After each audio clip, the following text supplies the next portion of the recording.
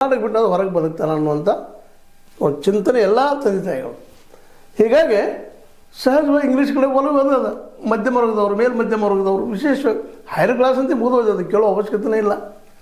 ಇನ್ನು ಯಾರು ಉಳಿದ್ರಿಲ್ಲ ಅಂದರೆ ಕೂಲಿಕಾರ ಮಕ್ಕಳು, ಬಡವರು, ಅವತ್ತಿನ ತಂದು ತಿನ್ನುವಂಥವ್ರು, ಸಾಲಿಗೆ ಕಳಿಸಲಾರ ಸ್ಥಿತಿಯಲ್ಲಿದ್ದವ್ರು ಮಾತ್ರ ಅದು ಒತ್ತಾಯದಿಂದ ಸ್ಕೂಲ್ ಮಾಸ್ಟರ್ ಒತ್ತಾಯದಿಂದ ಮತ್ತೆ ಒತ್ತಾಯದಿಂದ ಅಡ್ಮಿಷನ್ ತೊಗೊಂಡಿರ್ತಾರೆ ಅಷ್ಟೇ, ಮಧ್ಯಾಹ್ನ ಬಿಸಿ ಊಟಕ್ಕಾಗಿ.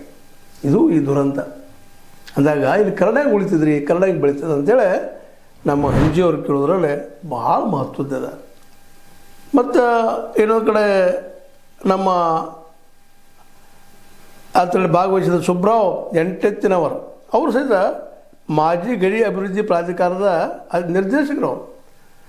ಸುಬ್ರಾವ್ ಎಂಟೆತ್ತಿನವರು ಅವರು ಏನು ಹೇಳ್ತಾರಪ್ಪ ಅಂದ್ರೆ, ಎಷ್ಟೋ ಕನ್ನಡ ಸಾಹಿತಿಗಳು ತಮ್ಮ ಮಕ್ಕಳನ್ನು ಇಂಗ್ಲೀಷ್ ಮಾಧ್ಯಮ ಶಾಲೆಯಲ್ಲಿ ಓದಿಸುತ್ತಾ ಕನ್ನಡದ ಬಗ್ಗೆ ಹೆಚ್ಚಾಗಿ ಮಾತನಾಡುತ್ತಾರೆ ಎಂದು ತಮ್ಮ ಸಿಟ್ಟನ್ನು ಹೊರಗಾಕಿದವರು.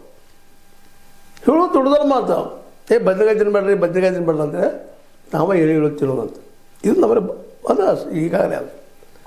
ಅದಕ್ಕೆ ಮೊದಲನೇದಾಗೆ ಇಂಗ್ಲೀಷ್ ಸ್ಕೂಲ್ಗಳಿಗೆ ಮಾಧ್ಯಮಿಕ ನೀವು ಮೊದಲು ಪರ್ಮಿಷನ್ ಕೊಡೋದು ಒಂದು ಮಾಡಿರಿ. ಎರಡನೇದಾಗೆ ಕನ್ನಡ ಶಾಲೆಗಳನ್ನು ಈ ಖಾಸಗೀಕರಣ ಮತ್ತು ಖಾಸಗೀಕರಣ ಕನ್ನಡ ಮತ್ತು ಇಂಗ್ಲೀಷ್ ಎರಡೂ ಬಂದು ಖಾಸಗೀಕರಣ ಮಾಡಿಸುವಂಥ ಮೊದಲು ಬಂದ್ ಮಾಡಿಸುವಂಥದ್ದು.